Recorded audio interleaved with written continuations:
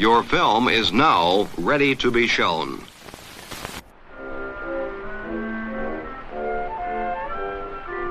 Good morning. I'm Justin Hendricks, editor of Tech Policy Press, a nonprofit media and community venture intended to provoke new ideas, debate, and discussion at the intersection of technology and democracy. One of the most urgent debates in tech policy at the moment concerns encrypted communications. At issue in proposed legislation, such as the UK's Online Safety Bill or the Earn It Act put forward in the US Senate, is whether such laws break the privacy promise of end-to-end encryption by requiring content moderation mechanisms like client-side scanning. But to what extent are such moderation techniques legal under existing laws that limit the monitoring and interception of communications? Today's guest is James Grimmelman, a legal scholar with a computer science background who recently conducted a review of various moderation technologies to determine how they might hold up under U.S. federal communication privacy regimes, including the Wiretap Act, the Stored Communications Act, and the Communications Assistance for Law Enforcement Act, or CALEA.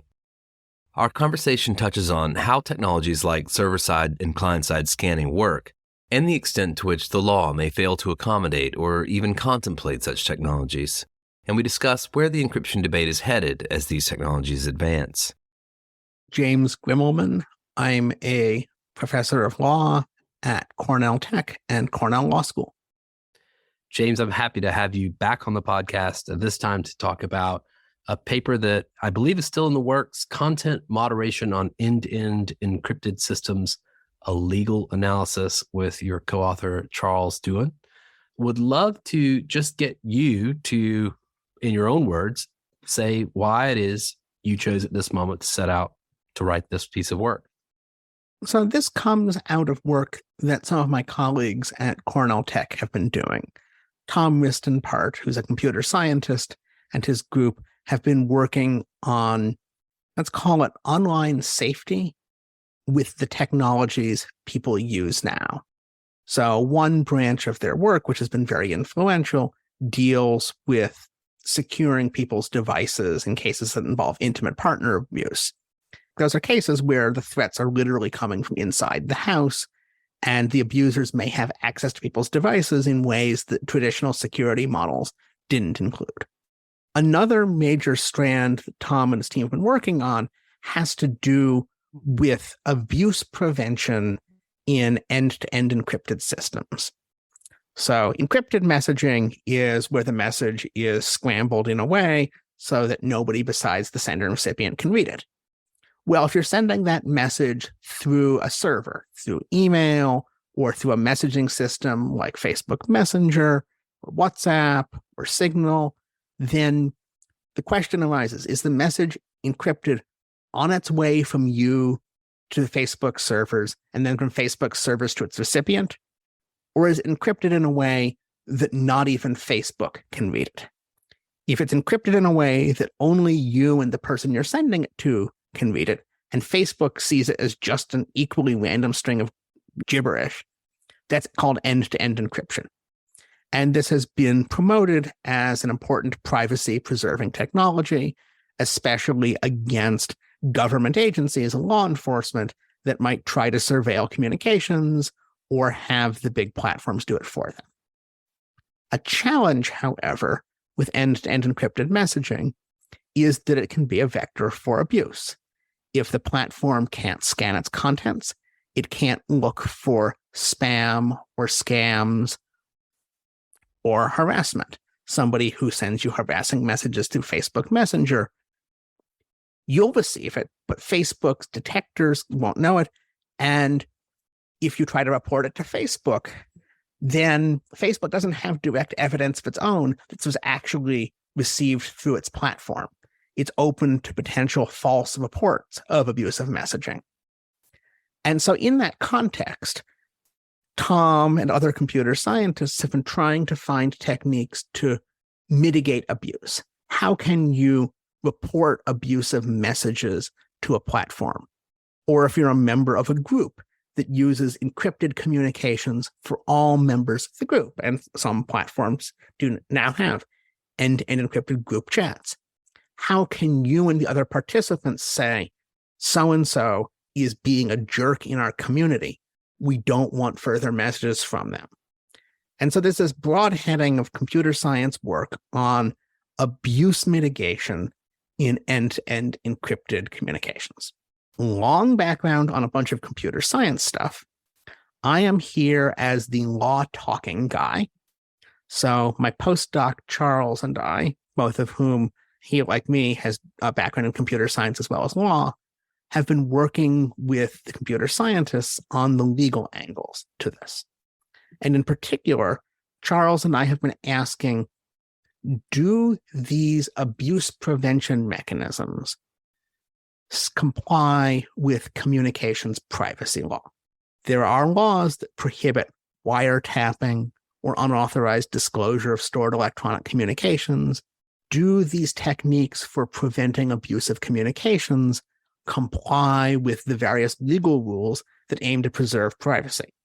Because in many ways, it would be a really perverse result if people using a technology designed to preserve their privacy can't also use a technology that makes those messaging safe, because they would be held to have violated each other's privacy. Something very backwards about that result. But our communications privacy laws are so old that it takes a full legal analysis to be certain that this is safe to do. So our draft, which is very long, goes through a lot of those legal details. So I want to get into some of the questions that you pose, including some of the normative questions that you kind of address towards the end of the paper, which pertain to news of the moment, questions around the online safety bill, the UK, for instance, and the fight over encryption that's happening there, et cetera. But I do want to give the paper its due and go through what you've tried to do methodically on some level. But I do want to start perhaps with that last point you just made, which is this idea that these technologies, encrypted messaging apps, are a different generation of communications technology that the law sort of didn't anticipate on some level. Is that broadly true in your view? That's broadly true. Our communications privacy laws were written literally with previous generations of technology in mind. It's called wiretapping because this applies to wire communications, which is a telegraph or a telephone that has a physical wire running and ultimately from one person to the other. And we still use that terminology. And there are still a lot of assumptions from older technologies baked into how the laws are written and the concepts that they use. So let's talk about the spate of laws that you looked at here. You looked at the Wiretap Act, the Stored Communications Act, PIN registers, trap and trace devices, Computer Fraud and Abuse Act, and the Communications Assistant for Law Enforcement Act, CALEA, as some folks will know it. Are there other laws that perhaps you'll have to look at in the final analysis? So we've been taking this paper around to conferences, and we got excellent feedback that we also need to address mandatory reporting laws around child sexual abuse material, because those two impose certain obligations on telecommunications providers or possibly participants when they become aware of certain kinds of material. And so moderation techniques that could make them aware of those materials definitely trigger the obligations of those laws. So I think it's ultimately going to be the 5 you mentioned plus the CSAM laws. So let's talk about the moderation approaches. And maybe it would be helpful for us to just go through them one by one. And in your words, if you can, offer a description of what these technologies are. Okay, let's start with message franking, which is really a technique designed to address the kind of scenario I mentioned to you before. You're using an end-to-end encrypted messaging system, and somebody sends you something abusive, pictures of their genitals, repeated messages saying, I hope you die, something that you really don't want to receive. And the technical challenge that it's trying to solve is, how do you make this reportable to the platform so the platform can help you without undermining the privacy guarantees of end-to-end encrypted messaging in the first place? And the solution, which is incredibly ingenious technically, is to allow for a kind of verified reporting in which the recipient of a message can send a report to the platform that is provably based upon actual messages. The recipient can't forge the message and say, oh, this person sent me this abusive content when they didn't actually send it. So the sender is locked in. They are committed to anything that they sent. And if the recipient decides it's abusive, they can report it. At the same time, the platform should learn nothing unless the recipient actually chooses to make a report. Unless and until that person says, I didn't want to receive this violates platform policies, the platform should be able to tell nothing about the message at all.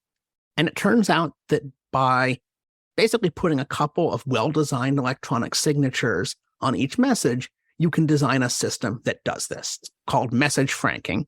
The idea being like you frank a message with a stamp, and that rubber stamp, carries all the information the platform and recipient will later need in case of an abuse report. And I'm lumping forward tracing together with message franking because it's basically an extension of it. In forward tracing, if a message is reported as abusive, the platform can trace it back not to the person who sent that specific message, but to everybody before them in a chain if it was forwarded. And that might be relevant if a message gets forwarded to somebody and says, well, this is actually illegal material that I did not want to be involved with. The platform can then run it back to the original sender who introduced it to the network, which could be useful in rooting out somebody who is using it for abusive purposes. So basically, it's a clever application of cryptographic techniques that have been invented in this millennium, after all of the communications privacy laws we discussed were drafted. And which of the encrypted messaging apps that folks are familiar with at the moment are using this technique? So it's basically research stage. Facebook is the one that is leading the way in terms of developing this technology. Facebook was their research arm was one of the original creators of one of the original message franking proposals. So they're the one that has invested the most in making this workable. And of course, Facebook intends to make its messenger encrypted by the end of the year, it's promised. So perhaps it's interested in doing so alongside the introduction of technologies like this. Let's talk about whether this comports to the various laws and frameworks that you've assessed. How does it stand up when you look back at the statute? So this is an answer I'll probably give you repeatedly, which is we think it's okay, but we're less certain about that than we would like to be. So let's take the Wiretap Act. The Wiretap Act, as you might expect, prohibits intercepting electronic communications in a way that lets you learn their contents. And the classic case here is like the literal wiretap plugging into a phone cable, or also connecting to a network box and just grabbing a copy of somebody's incoming email in flight as it arrives. And it might seem like, well, there's no interception here because only when there's an actual abuse report made to the platform does the platform learn the contents of a message.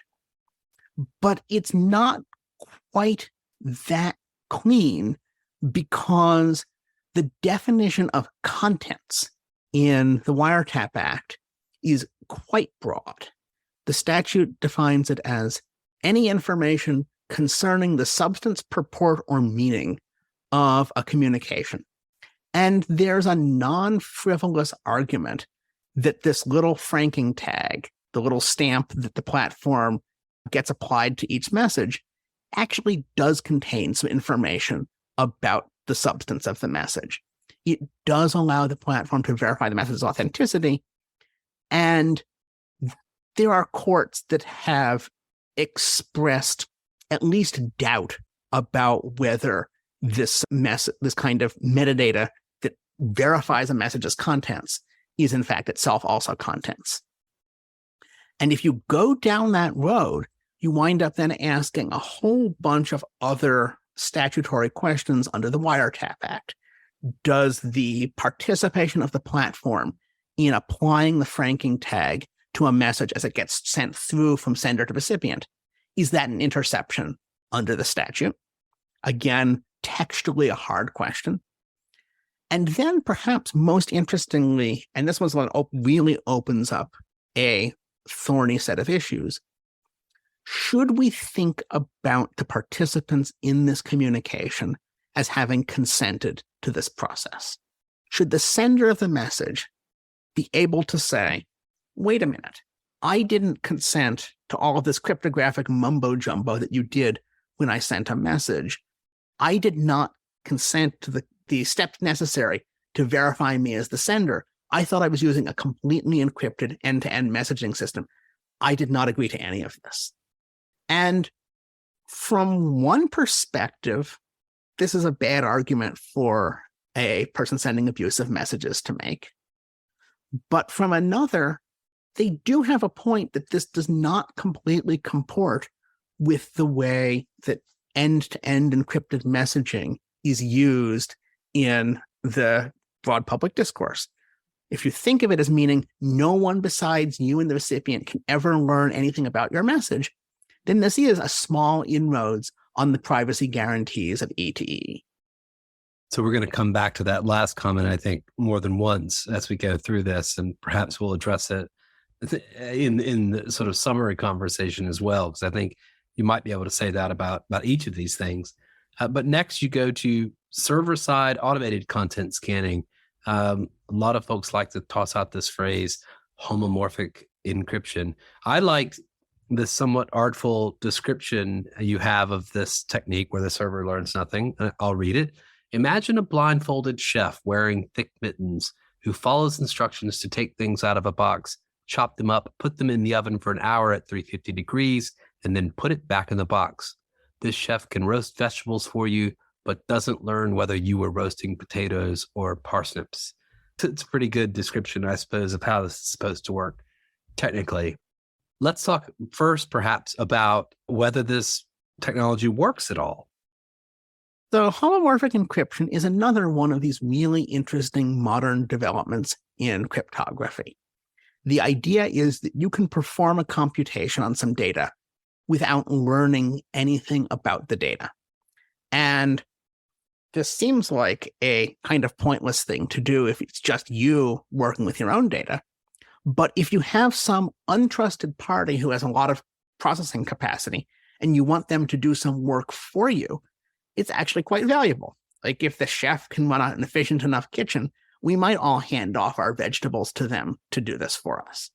And in particular, homomorphic encryption could be used to scan content for matching against certain kinds of like CSAM, child sexual abuse material registries, or certain kinds of spam detection without letting the person doing the scanning know that it has been scanned in that way.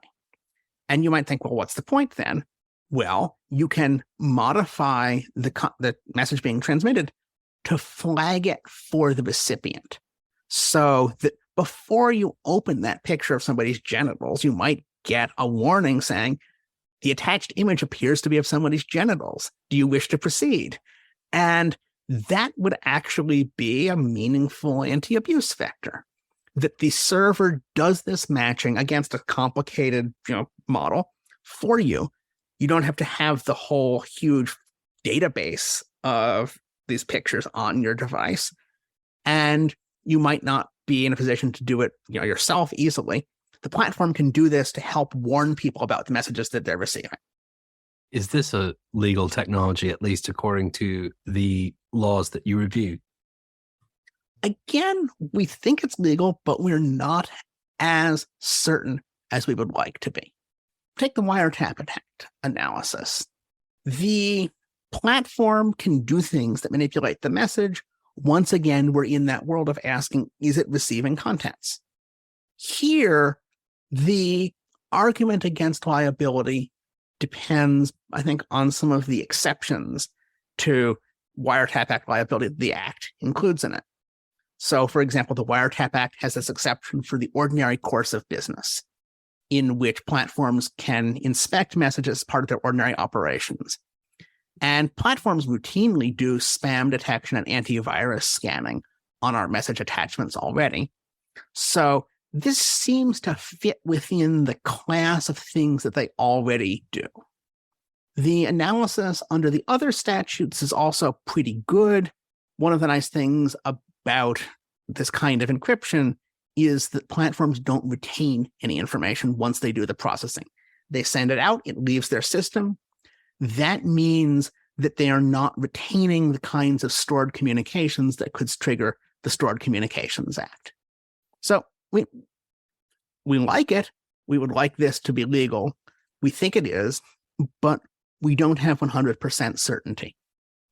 And is it the case, based on your review, that this technology is still fragile, still unlikely to work at scale? It's not scalable currently. Ordinary computation is fast. Applying and removing encryption is reasonably fast. Homomorphic encryption is kind of slow. The work you have to do in order to compile your computation down into the kind of thing you can do blindfolded with mittens on makes it a lot less efficient. It's unsurprising. Anything you do wearing thick, heavy gloves is going to be a lot less effective because you can't feel what you're doing. And so it's not a scale-worthy technology yet, but it's plausible enough that it might be that it's worth thinking in advance about its legality. So next we'll talk about what is, perhaps the most discussed potential form of content moderation for encrypted messaging apps these days, client-side automated content scanning. Of course, Apple proposed one such system. Apparently, the UK Home Office is funding the development of prototypes in this space, perhaps in anticipation of the potential passage of the online safety bill there. How does client-side scanning work? Do you have another cooking metaphor that could explain this one to us? Not quite as elegantly. Client-side scanning is really, you have the client that you are using to send messages. So the Facebook Messenger app or the Signal app or Apple's messaging app would perform some kind of computation, some check of your content on the device before it's sent or when it's received. And the scanning then can flag either for the user or for some external authority whether it matches against some database of concerning communications. And is it legal? This gets really complicated, in part because of the diversity of these systems. There are a lot of different architectures. Some of them involve trying to scan against databases without revealing to the client what's in the database. Because if a database of encrypted content, you can't just give everybody a complete copy of the things you're not supposed to have. And also because they involve communications. That is, if I'm trying to query what I've got on my device against some database of things, it may involve sending a digest of what I've got out to the network and back. And does that process constitute an interception?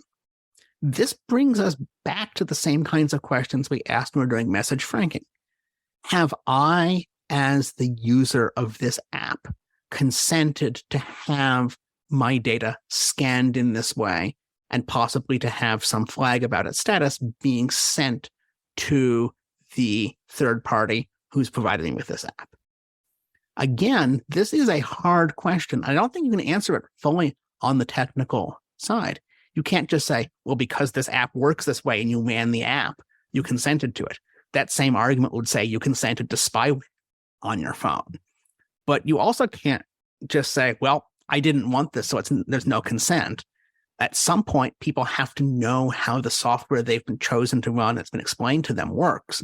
Or we have, serious, computer law violations every time anybody is surprised by an app feature. So it's going to be very fact dependent in a slightly uncomfortable way. You mentioned there's some variability in terms of how these client-side scanning schemes work. Are there versions of client-side scanning that you are more comfortable with than others? Are there those that you've seen that you would regard as, potentially spyware or very concerning from a privacy standpoint, and ones that perhaps, I guess, are a little more responsible? I mean, the obvious dividing line here is a client-side app that reports the results out to a third party versus one that merely reports it to parties to the communication. That is, I might very well, as a recipient, want to have had the sender's device do a client-side scan and have a cryptographic certification that it didn't include stuff in this abusive database. I could see that, and if that's not revealed to anybody outside the communication, it seems reasonably privacy-friendly. If it's scanning against the government-provided database of terrorists supporting content, or the kinds of safety concerns that the UK Home Office would like to be monitoring for, that's a bigger intrusion on privacy.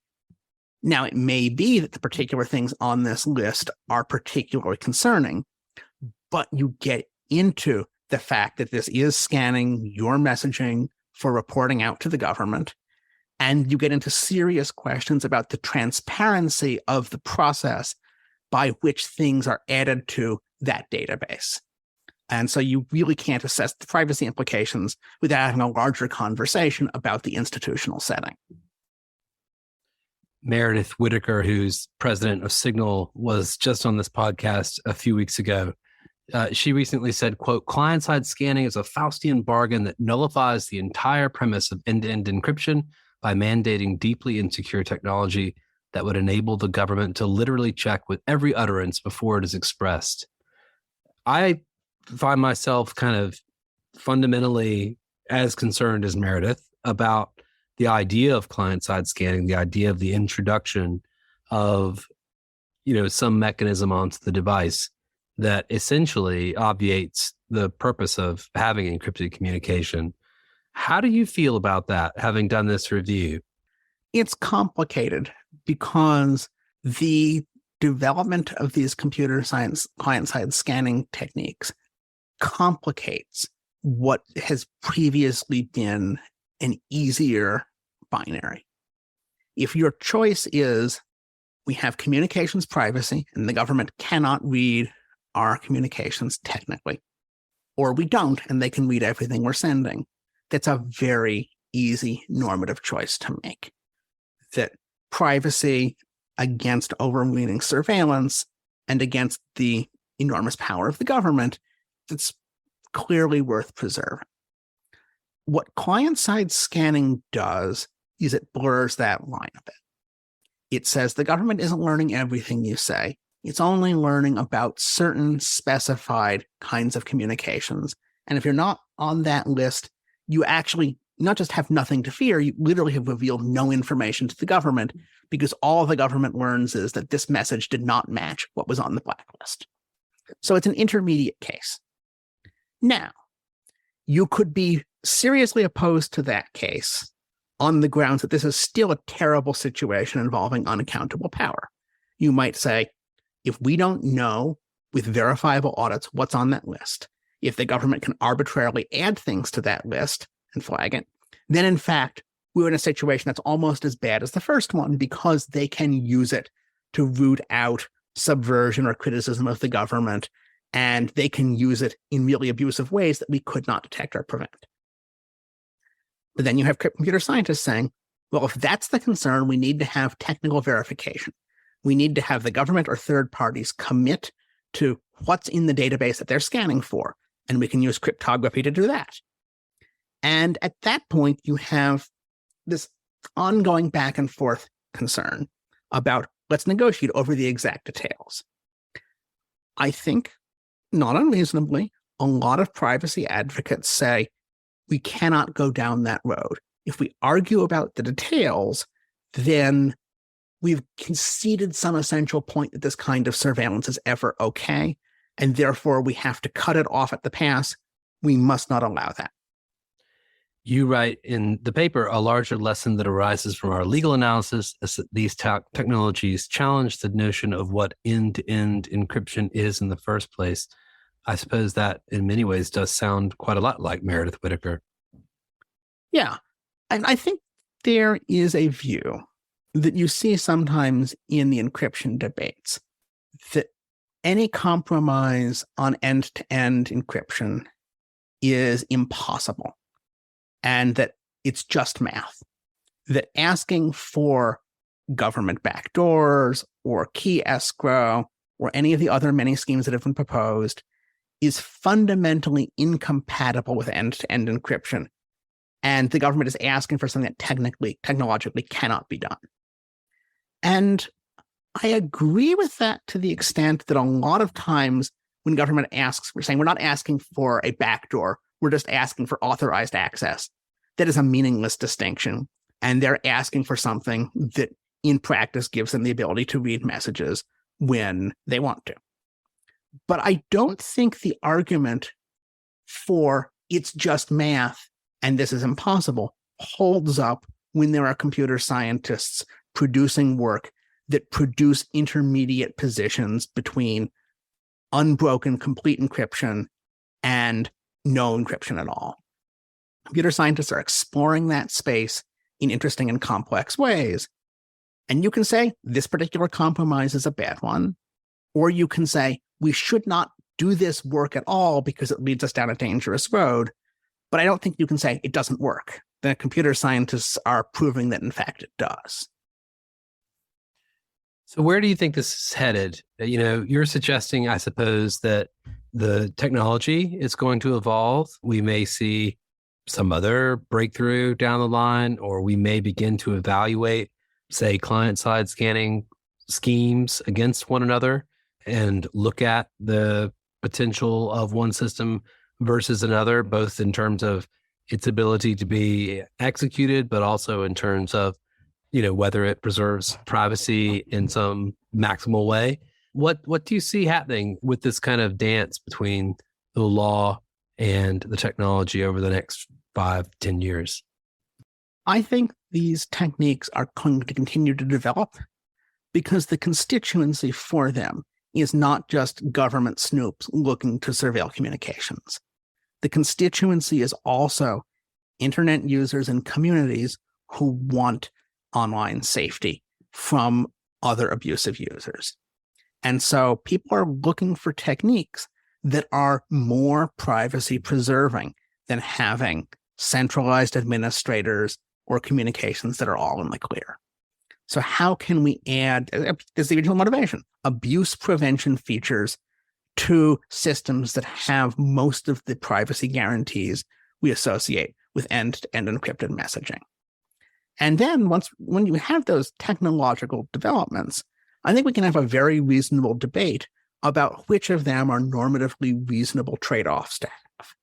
And we don't have to have the same answer for all of these technologies. I think in many respects, message franking is a pretty good set of technologies for a baseline for helping communities self-moderate and helping individuals protect themselves. I think client-side scanning in particular is a much harder genie to bottle. There are in some ways more moving parts, more trust required. And so I'm more skeptical of approaches there. I think they offer less bang for the buck. But at the end of the day, you have to have these conversations about the specific technologies that could be deployed. We know there's a lot at stake here. Just a couple of weeks ago, there was a piece in the New York Times about how Russia is essentially developing a sort of surveillance supply chain, looking for any scrap of metadata it can collect from the use of encrypted apps like WhatsApp and Signal in order to monitor location, look at perhaps the groups that people are in and who they communicate with. We know there are many other governments around the world that are probably doing very similar things.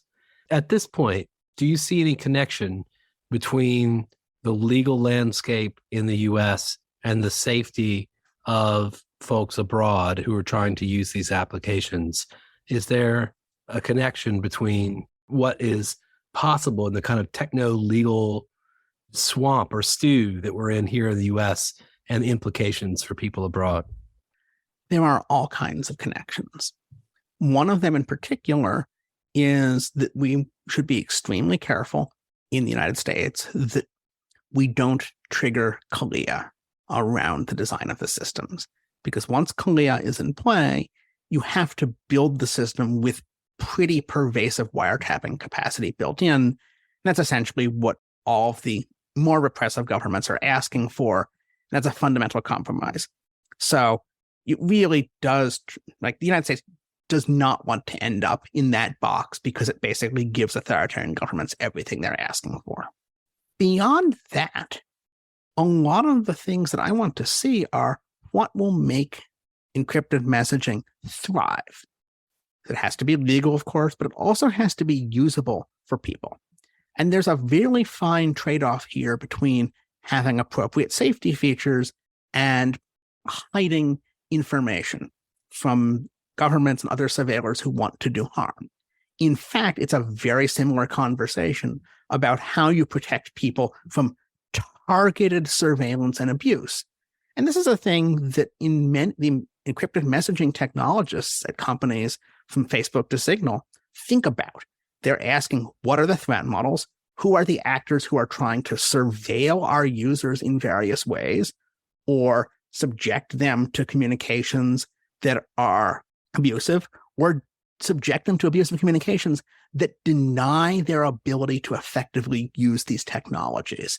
Because if the technologies are such cesspits that people cannot feel safe on them, they won't use them, and they will turn to other technologies to protect them more against the immediate threat, but may protect them less against pervasive governmental surveillance.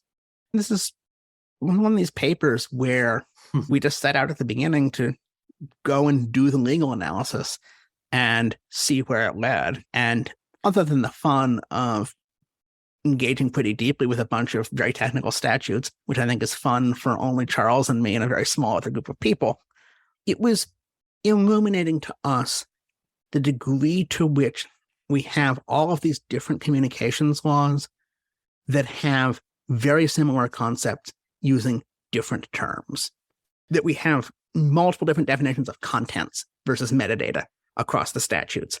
And there is honestly no good reason to have that much complexity in our communications privacy laws.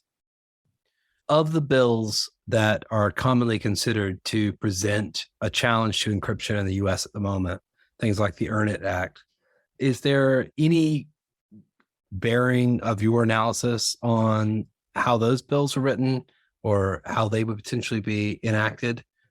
And basically all of those bills that I've seen are bad ideas, but you don't need our paper to tell you that. That's probably a good place to leave it. James Grimmelman, thank you very much. Well, it's been a pleasure.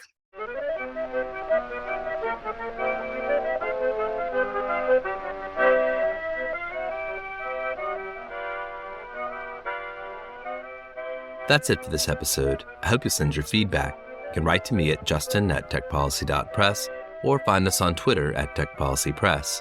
Thanks to my guest, thanks to my co-founder Brian Jones, and thank you for listening.